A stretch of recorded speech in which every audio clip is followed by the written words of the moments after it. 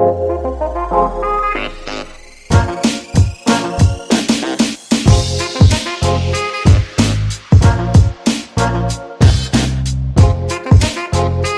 everybody, with Grammar Quiz 1 on relative clauses. Number 1, the boy to whose question I replied. يعني ايه الكلام ده؟ انت بتقول الولد اللي انا رديت على his question. اولا الverb reply must take the preposition to. وانت بتقول انا رديت على ايه؟ his question. يعني عشان تبين علاقة الملكية ديت الpossession ديت we have to use a relative pronoun whose. فجت whose مع to. فبدلا ما اقول the boy whose question اللي سؤاله I replied to كان المفروض هنا to تبقى هنا اهو الحتة دي. قالك في الريلاتيف كلوز يستحسن ان لما يكون في الريلاتيف كلوز ديت في جملة الوصل دي preposition انك تحطه قبل الريلاتيف pronoun بدل ما تأجله في الاخر يفضل. فبدل ما نقول the boy whose question I replied to passed his exam successfully قلنا the boy to whose question I replied يعني اللي أنا رديت على his question. ماشي. مش whose بس. البعض مننا قد يكون تسرع وقال the boy whose question. كانت تبقى صح امتى؟ لو بعد replied كان كتب لي preposition to هنا اهو. The boy whose question I replied to بدلا من وجودها في الريلاتيف كلوز بعد الفيرب يفضل ان احنا نجيبها قبل الريلاتيف pronoun. This is the hospital where my father was operated on. دي المستشفى اللي بابا اجريت له. was operated on هنا معناها ايه؟ اجريت له العمليه في هذه المستشفى. He was operated on يعني اجريت له العمليه في هذه المستشفى. عشان كده the hospital where my father was operated on. I enjoy listening to my grandfather whose stories اللي القصص بتاعته are very interesting. whose stories are very قصصه اللي بيحكيها لنا are very interesting. The poems written by Ahmed Shawqi were masterpieces. القصائد اللي كتبها أحمد شوقي. يعني بدل ما نقول the poems which were written by أحمد شوقي دي أصلها the poems أنهي poems the poems which were written by أحمد شوقي were masterpieces. يمكن اختصار هذه الصيغة للpast participle فقط. طبعا لو في were هنا كانت استخدمت لو في were هنا كانت استخدمت تمام لكن مفيش فبلجأ إلى الاختصار بحذف relative pronoun وحذف verb to be كمان والإبقاء على الpast participle فقط written. Okay. طه made a suggestion. قدمت اقتراح. To which Jana objected. اقتراح جانا رفض أو اعترضت عليها. هو أنا ممكن أستخدم verb object كده بدون preposition؟ لا. طالما بتقول اعترضت عليه أنت ممكن تقول جانا objected جانا اعترضت وخلاص بس أنت ما تقصدش جانا اعترضت. أنت عايز تقول اقتراح اعترضت جانا على هذا الاقتراح. يعني وجود البريبوزيشن أساسي. فيا إما تحط البريبوزيشن في الآخر وده غير محبذ في الريلاتيف كلوز في جملة الوصل بدل ما إبقائه في الآخر حطه قبل الريلاتيف pronoun. Toa made a suggestion to which Jana objected. يعني Toa made a suggestion which Jana objected to. If you object to something يعترض على شيء. خلي بالك ما بنقولش object on نقول object to مش on. Take care. Layla works for a company that makes furniture. بتشتغل في شركة الشركة بتصنع الأثاث، شركة بتصنع الأثاث، صح؟ يبقى a company that makes furniture. I read 2 novels. قصتين. Both of which were very interesting. كلاهما هما الاثنين القصتين were very interesting. Both of which were very interesting.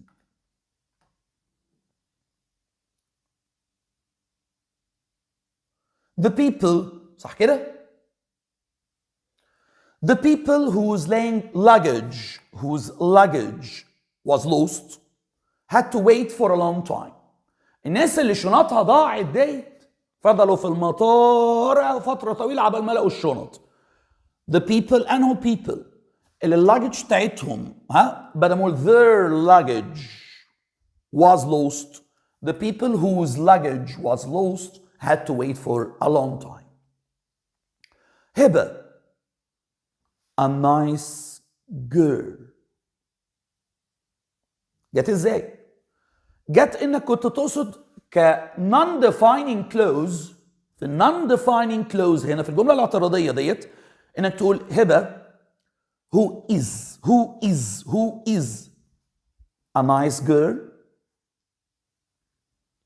helps her classmates. لا تنسى ان لا يمكن استخدام that في non-defining clause. ما ينفعش استخدم that في الجملة الاعتراضية. عشان كده نمبر سي رغم انه structure كامل الا انه خاطئ لانه مستخدم that مش هو. لو دي كانت هو كانت تبقى perfect. لكن that ما تستخدمش في non-defining clause في الجملة الاعتراضية. هبة who is كان في is هنا لو كانت موجودة كانت حلت لي المشكلة. هبة who is a nice girl always helps her classmates. يمكن اختصار هذه الصيغة في non-defining clause بحذف verb to be أو relative pronoun و verb to be اللي بعده. ما بحذفش relative pronoun بس هنا في non-defining clause بحذف relative pronoun و verb to be اللي بعد منه واسيب الاسم الموصوف ده زي ما سميناها الاسم الموصوف a nice girl. هبة a nice girl always helps her classmates. Let me show you what my father bought from Europe. تعال افرجك بابا جاب لنا ايه من بره من اوروبا. تعال افرجك بابا يا فندم الريلاتيف pronoun هنا غير مسبوق بnoun. لو كان في هنا noun let me show you the clothes, let me show you the mobile, the اي حاجه اي noun كنت قلت the clothes او the things which او that كان بيبقى both are correct which او that لو في noun قبلها. Let me show you the things which or that my father bought me from Europe. لما يكونش في noun قبل relative pronoun بستخدم what اللي هي معناها the thing or the things that, right? Let me show you what my father bought. تعال افرجك ما اشتراه لي والدي. ما اشتراه لي والدي يعني the things which or that my father bought. They are hard-working individuals. هم ناس مجتهدة. هم ناس مجتهدة جدا. Which is the key to their success. وهذا الأمر which هنا تشير إلى إيه؟ إلى هذا الأمر هذه الحقيقة. هذا الأمر اجتهادهم. كونهم ناس مجتهدة. Which is the key to their success. وهذا الأمر هو سر نجاحهم. The questions asked by the news reporters were all replied to. الأسئلة the questions asked يعني which were asked, right? أصل الجملة هنا the questions which were asked by the news reporters were all replied to. تم الرد عليها كلها. الأسئلة التي طرحت سئلت أيا كان بقى ترجمة زي ما أنت عايز. بدل ما أقول the questions which were asked by the news reporters اختصرتها إلى asked فقط. حذفت relative pronoun حذفت verb to be وأبقيت على past participle بعدها.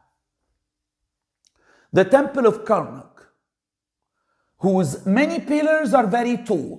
اللي البيلرز بتاعته طويلة. بصوا عايز يقول لك ايه؟ معبد الكرنك اللي الأعمدة بتاعته طويلة قوي. whose pillars يعني اللي its pillars are tall was built over 1000 years ago. Alfred Nobel invented dynamite. الذي اخترع الديناميت was deeply regretful about this disastrous achievement. معروف عن ألفريد نوبل وهو مخترع الديناميت إن بعد ما اخترع الديناميت تم استغلاله في هذه الأنشطة التدميرية، ندم جدا على هذا الاختراع وقرر ان كل ثروته بعد كده هو تروح لأي حاجة تفيد السلام أو تنمي السلام. عشان كده جائزة نوبل السنوية باسمه. ألفريد نوبل وهو مخترع الديناميت. أو non-defining clause زي ما أنت شايف who invented dynamite، وفي non-defining clause ما ينفعش استخدم that. لا تستخدم that في non-defining clause. الجملة الاعتراضية لا استخدم who فقط. طيب the manager has arranged for a meeting at which we are going to discuss the company's problems. اتفقنا ان الميتنج اجتماع فترة وليس مكان. عملنا اجتماع قعدنا نناقش فيه كذا، اجتماع اتخانقوا فيه، اجتماع هو كان متنرفز قوي فيه. هو مش مكان، لا ده فترة. اجتماع ده فترة ناقشنا فيها حاجة او هنناقش فيها حاجة، وطالما فترة عشان كده قلنا a meeting at which مش in which. تيجي النقطة ديت we are going to discuss the company's problems.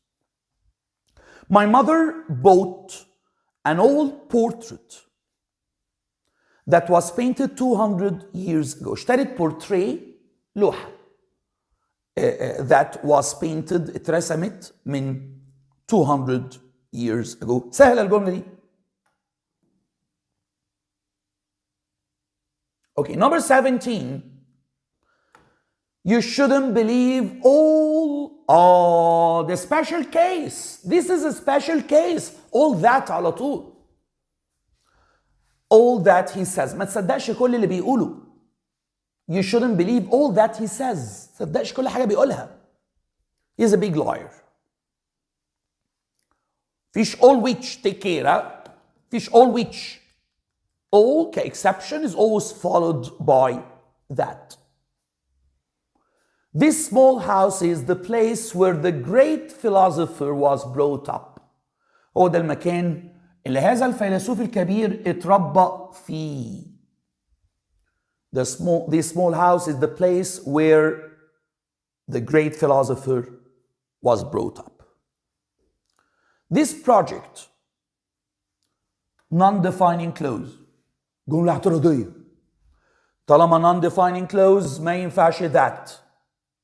This project which has cost us والذي كلفنا $1,000,000 لغاية دلوقتي is not so successful. لم يحقق أي نجاح. The woman talking to my mother is Miss Davis. أني واحدة who is talking to my mother. أني واحدة فيهم الست اللي قاعدة تتكلم دلوقتي مع my mother.